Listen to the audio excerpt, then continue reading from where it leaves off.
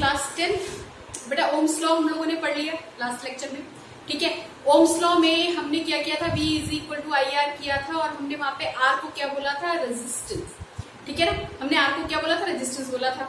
तो बेटा यानी हम इस पोजीशन पे आ गए हैं कि हमें पता है कि रेजिस्टेंस ऑफ द वायर क्या होता है, यानी कि जब करंट फ्लो करते हैं, चार्जेस फ्लो करता है, करंट क्या बोलोगे, चार्जेस जब फ्लो करते हैं तो उनके चलने में जो बाधा आती है उसी को हम क्या बोलते हैं, रेजिस्टेंस, है ना। तो इस हिसाब से हमारे पास जितने भी सब्सटेंसेस हैं वो 3 कैटेगरी में डिवाइड होते हैं, that are conductor, insulator and resistor, ठीक है। कंडक्टर, इंसुलेटर एंड रेजिस्टर, तो उनकी पहले डेफिनेशन देख जाओ फिर काम आगे बढ़ाते हैं।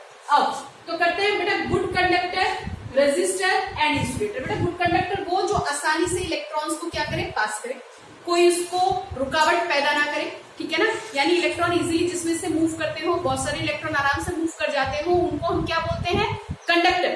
भाई इससे पहले भी पढ़ा होगा तुम लोगों ने छोटी क्लासेस में, कंडक्टर्स वो होते हैं जो अपने में से इलेक्ट्रॉन पास करते हैं, करंट, इलेक्ट्रिसिटी पास करते हैं और क्या, हीट को पास करते हैं। तो उसी कंडक्टर की बात कर रहे हैं, लेकिन क्योंकि अब हम करंट पढ़ना स्टार्ट कर चुके हैं तो अब हम कैसे बोलेंगे कि जिनका रेजिस्टेंस बहुत कम हो, very low electrical resistance R called good conductor, ठीक है। जिन सब्सटेंसेस का, जिन मटेरियल का रेजिस्टेंस कम हो वो क्या होते हैं, गुड कंडक्टर। इससे पहले के लेक्चर्स में बताया है, silver is a good conductor, is a best conductor. Silver जो है बहुत बढ़िया कंडक्टर है, ठीक है। तो 1 मार्क क्वेश्चन में अगर आए तो आपके पास आंसर होगा, ओके, कि भाई silver is a best conductor. Than copper, aluminium, ये सारे क्या है, हमारे कंडक्टर्स हैं। इसीलिए जो इलेक्ट्रिकल वायर्स होती है हमारे घरों में, जो फिटिंग होती है वो किसकी बनी हुई होती है, कॉपर की, सिल्वर की नहीं, सिल्वर महंगा पड़ता है, ठीक है, ओके। तो हो गया, किस काम में आता है, use to make up wires, made up wires, okay. उसके बाद क्या आता है बेटा, रेजिस्टर। रेजिस्टर वो सब्सटेंस होती है जिनका इलेक्ट्रिकल रेजिस्टेंस बहुत ज्यादा हो। रेजिस्टर वो सब्सटेंसेस होती हैं जिनका इलेक्ट्रिकल रेजिस्टेंस यानी रुकावट, भूलना नहीं इस बात को, ठीक है ना। तो जिनका इलेक्ट्रिकल रेजिस्टेंस ज्यादा हो उनको हम क्या बोलते हैं, रेजिस्टर बोलते हैं। इसमें क्या आता है बेटा, हमारे एलॉयज आते हैं। एलॉयज तो जानते हो ना, हाँ। तो एलॉयज होते हैं लाइक नाइट्रोम, निकल एंड क्रोमियम का मिक्सचर, राइट, मैंगनीज, ठीक है। कॉन्स्टेंटाइन, बेटा कॉन्स्टेंटाइन का एक नाम यूरेका भी है, EU लगाना, ठीक है, यूरेका, ठीक है। कॉन्स्टेंटाइन, इसका क्या काम है, ज्यादातर ये हीटिंग एलिमेंट का काम करता है। जैसे आपके घर में इलेक्ट्रिकल प्रेस है, प्रेस करते हो ना कपड़े, ठीक है, उसके अंदर ना एक पत्ती होती है, ठीक है, एक फिलामेंट होता है जिसका रेजिस्टेंस बहुत ज्यादा होता है, वो हीट देता है। कपड़ों को प्रेस करने के लिए हीट की जरूरत होती है ना, तो वो हीट फिलामेंट जो है या हीटिंग फिलामेंट जो है उसको क्या होता है, हाई रेजिस्टेंस, ठीक है, हाई रेजिस्टेंस जिनका रेजिस्टेंस क्या हो, काफी हाई, ठीक है, ओके। रेजिस्टेंस, हाँ देखो, use to make electrical devices where high resistance is required, ठीक है। कैसे डिवाइस को बनाने का काम करती है, जहां पे हमें हाई रेजिस्टेंस की जरूरत हो, है ना। तो हाई रेजिस्टेंस की जरूरत कहां पे है, जहां पे हम हीटिंग एलिमेंट यूज करते हैं ना, कोई जैसे प्रेस है, इलेक्ट्रिक आयरन, अंग्रेजी में इलेक्ट्रिक आयरन, हिंदी में क्या, प्रेस, ठीक है। उसके अंदर एक पत्ती सी होती है जो हीट प्रोड्यूस करती है, क्योंकि रेजिस्टेंस वहां पे क्या है, ज्यादा, वहां पे क्या होगा, रेजिस्टर। क्लियर हुआ, आ जाओ। इसके बाद आता है बेटा हमारा इंसुलेटर। इनका रेजिस्टेंस बहुत ज्यादा होता है, इनमें से इसमें से इलेक्ट्रॉन पास नहीं करता, ठीक है, बाधा बन जाता है बिल्कुल। जैसे कि आप लोगों ने देखा होगा कि अगर हम घर में भी कुछ इलेक्ट्रिकल सामान ठीक कर रहे हो, या जो हमारा इलेक्ट्रिक इक्विपमेंट ठीक करने वाला जो बंदा आता है इलेक्ट्रिकल बोर्ड्स में, बेसिकली जो हम बोर्ड, स्विच बोर्ड वगैरह जो ठीक करता है ना, वो उसने या तो हाथ में रबड़ के ग्लव्स पहने हुए होते हैं या लकड़ी का पट्टा लिया हुआ होता है नीचे, है ना। क्या है ये, इंसुलेटर्स हैं। ये किसी भी तरह से इलेक्ट्रॉन को अपने में से पास नहीं होने देते, इनका रेजिस्टेंस बहुत ज्यादा होता है। समझ में आया। कंडक्टर वो जिनका रेजिस्टेंस बिल्कुल कम हो, बहुत कम हो, ठीक है, आसानी से इलेक्ट्रॉन को पास कर सके। रेजिस्टर्स वो जहां जिनका रेजिस्टेंस काफी अच्छा खासा हो, यानी काफी अच्छा रेजिस्टेंस हो, जैसे हमारे हीटिंग एलिमेंट में काम में आते हैं ये वाले ये रेजिस्टर्स, ठीक है। इंसुलेटर क्या, इंसुलेटर वो जिनका इनफाइनाइटली हाई इलेक्ट्रिकल रेजिस्टेंस हो। कितना रेजिस्टेंस हो, इनफाइनाइटली हाई इलेक्ट्रिकल रेजिस्टेंस हो, जैसे कि रबड़ हो गया, वुड हो गया, है ना। ग्लव्स पहनते हैं ना, रबड़ के ग्लव्स पहन के इलेक्ट्रिकल सॉकेट्स को पकड़ा जाता है, ठीक है ना, ओके। तो इस क्या नहीं करता, इलेक्ट्रॉन्स को पास नहीं होने देता। समझ में आया। इतना समझ में आया? ओके, ये 3 कैटेगरी अच्छे से याद कर लेना, 1 मार्क क्वेश्चन इसमें से आसानी से बन जाते हैं। इसको पॉज करके नोट डाउन कर लो, पॉज करके नोट डाउन कर लो बेटा। तो बेटा जी अब हम लोग काम कर रहे हैं किस पे? हम लोग काम कर रहे हैं वो कौन कौन से फैक्टर हैं, वो कौन कौन से फैक्टर हैं जिनपे कि resistance of the wire depend करता है। ठीक है, रेजिस्टेंस किस किस बात पे निर्भर करता है, क्योंकि जब मैंने ओम्स लॉ करवाया था तब मैंने आपको बड़े स्पष्ट तरीके से समझा दिया था कि रेजिस्टेंस ना तो आपका डिपेंड करेगा पोटेंशियल डिफरेंस पे, ना डिपेंड करेगा करंट पे, हालांकि इनमें रिलेशन है। ठीक है, फिर भी डिपेंडेंसी किस चीज पे होती है? देखो, रेजिस्टेंस किस बात पर डिपेंड करता है? लेंथ ऑफ द कंडक्टर पे डिपेंड करता है। एक्चुअली तुमसे पहले एक बैच पढ़ा रही थी, तब मैंने वहां पे कुछ लिखा था, मैंने वही लिखा हुआ रखा है। ठीक है, लेंथ ऑफ द कंडक्टर कैसे? भाई अगर तार लंबी होगी, तार अगर लंबी होगी तो रेजिस्टेंस बढ़ जाएगा। मान लो कि मैंने कोई तार लिया जिसकी लंबाई कितनी है L और जिसका एरिया ऑफ क्रॉस सेक्शन कितना है A। बिल्कुल फर्स्ट लेक्चर से ऐसा डायग्राम बनाते आ रहे हैं ना। तो बेटा अगर तार ज्यादा लंबे होंगे, एक बार पीडी आपने लगा दिया यानी पोटेंशियल डिफरेंस आपने लगा दिया, तो इलेक्ट्रॉन भागेंगे।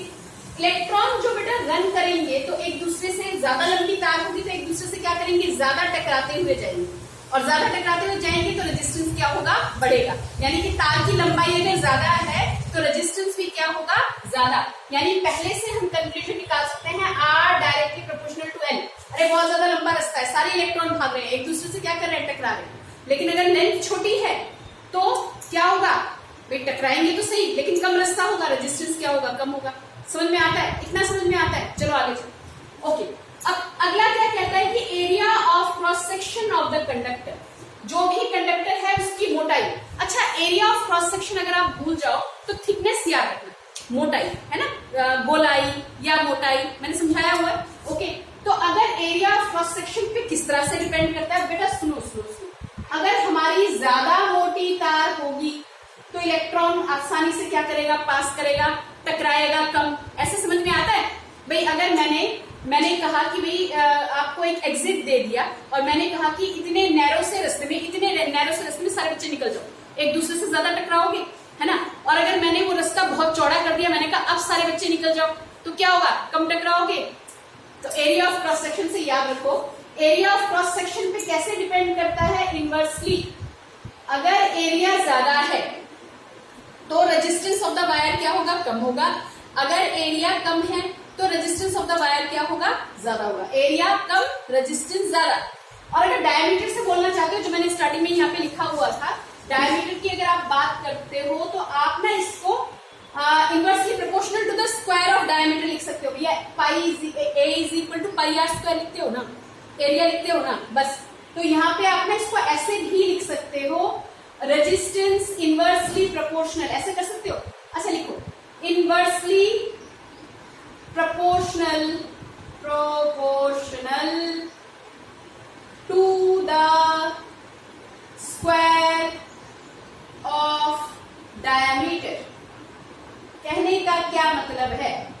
कहने का क्या मतलब है? यानी कि अगर आपके पास डायमीटर जो है वो डबल हो जाए, 2D हो जाए, तो यहाँ पे अगर 2D रखोगे तो रेजिस्टेंस कितना हो जाएगा? ओरिजिनल का कितना हो जाएगा? 1/4। नया रेजिस्टेंस कितना होगा? R/4। चलो एक एग्जांपल लेके समझाती हूँ मैं आपको, ठीक है? इसको नोट डाउन करो, मैं एक एग्जांपल लेके आपको समझाती हूँ। हाँ जी बेटा, अगर मैंने क्वेश्चन बना लिया समझाने के लिए, अगर रेडियस ऑफ द वायर अगर हमारे पास क्या हो जाए? डबल। भाई area of the wire pi R square, circular form लोगे ना, ठीक है? Pi R square. हमने पूछा कि अगर रेडियस अगर डबल हो जाए, रेडियस डबल हो जाए यानी अगर मोटी हो जाए तार, तो हमारे पास रेजिस्टेंस का क्या होगा? तो बेटा जी सोल्यूशन में देखते हैं। अच्छा, रेजिस्टेंस हमने क्या दिया? Directly proportional, inversely proportional to area, area of the wire. अब एरिया को हम यहाँ पे ऐसे लिख सकते हैं, R प्रोपोर्शनल टू 1/πr का स्क्वायर। ठीक है, ये बना दो पहला इक्वेशन। अब कह रहा है कि if R is equal to 2R, इसको ना R डैश कर लो, नया जो रेडियस है वो कितना हो जाए? डबल हो जाए, यही तो बोला हुआ है ना। तो रेजिस्टेंस का क्या हाल होने वाला है? एरिया यानी कि पाई, अब R डैश का स्क्वायर, R की जगह पे कितना कर दिया हमने? 2R का होल स्क्वायर। कितना आया? 1/4πr square. तो बेटा देखो तो जो नया रेजिस्टेंस है कुछ और नाम दे दो, R डैश नाम कर दो, ठीक है। नया रेजिस्टेंस क्यों? क्योंकि हमने रेडियस को क्या कर दिया, डबल कर दिया। तो R dash directly proportional to 1/पाई 2r का होल स्क्वायर, यही तो क्वेश्चन में दिया हुआ था। तो इसको सॉल्व करोगे तो कितना आएगा, 1/4पाई r स्क्वायर। तो बेटा यहाँ तक 1/पाई r स्क्वायर तक क्या ओरिजिनल रेडियस नहीं था, ओरिजिनल रेजिस्टेंस नहीं था, ओरिजिनल रेजिस्टेंस था, और नीचे क्या आ गया 4, यानी कि जो नया रेजिस्टेंस होगा वो ओरिजिनल का कितना होगा, 1/4। रेजिस्टेंस बढ़ा या घटा, भाई रेडियस हमने क्या किया, डबल कर दिया, रेजिस्टेंस हमारा कितना हो गया, पहले का 1/4, यानी कि क्या हो गया, 1/4 से कम हो गया। बस समझ में आई? इसी तरीके से अगर रेडियस की जगह पे तुम्हें डायमीटर दिया होता तो रेडियस और डायमीटर का रिलेशन तुम्हें पता है, करके मुझे आंसर करना, ठीक है, ठीक है। अच्छा, अगर यहाँ पे तुम्हारे पास रेडियस को ट्रिपल कर दिया होता तो 1/9, ठीक है, ठीक है। इतना समझ में आया? नहीं समझ में आया तो भी बताना, समझ में आया तो इसको रेडियस की जगह डायमीटर करके देखना, ठीक है। आ जाओ, nature of material of the conductor, इस बात पे भी डिपेंड करेगा कि आपने किस तरह का मटेरियल ले रखा है। कौन? रेजिस्टेंस डिपेंड करेगा, डिपेंड इस बात पे करेगा कि आपने कैसा मटेरियल ले रखा है। आपने एक कॉपर ले रखा है और एक मान लो आपने क्या ले रखा है, नाइक्रोम, ठीक है। तो बेटा कॉपर क्या है, मेटल है, और नाइक्रोम हमारे पास क्या है, एलॉय है ना। तो अगर हम कॉपर की कंडक्टिविटी की बात करें, अच्छा रेजिस्टिविटी का उल्टा क्या हुआ, कंडक्टिविटी, है ना। तो कॉपर का रेजिस्टेंस क्या है, कम, कंडक्टिविटी क्या है, ज्यादा, जबकि नाइक्रोम क्या है, नाइक्रोम क्या है, रेजिस्टर है, इसका रेजिस्टेंस क्या होता है, ज्यादा, है ना। तो अगर एक तार तुमने लिया जिसकी लंबाई और चौड़ाई, मतलब 2 तार आपने लिए, मैं इसको मिटा दूं,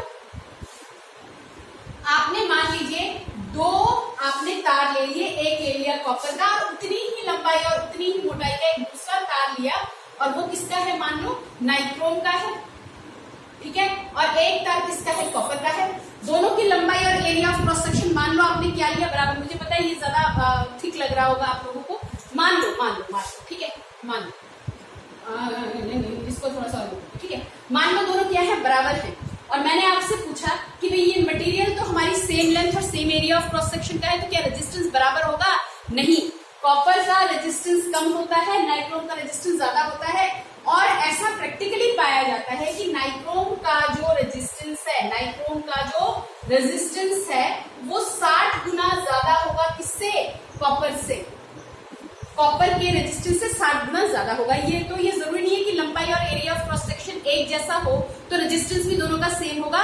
इस बात पे भी डिपेंड करेगा कि आपने मटेरियल कौन सा ले रखा है, आपने कंडक्टर ले रखा है या आपने रजिस्टर ले रखा है, जो मैंने बिल्कुल स्टार्टिंग ऑफ द लेक्चर मैंने आपको बताया था। क्लियर? और एक लास्ट रह गया हमारे पास टेम्परेचर। हाँ, मुझे पता है कि भैया आप लोग ये सोच रहे होंगे कि इन दोनों का ही तो रिजल्ट बनना है, बिल्कुल इन्हीं दोनों को मिला के रिजल्ट बनाएंगे हम आगे रेजिस्टिविटी के लिए, लेकिन ये 2 फैक्टर भी है और बहुत इंपॉर्टेंट फैक्टर, ठीक है।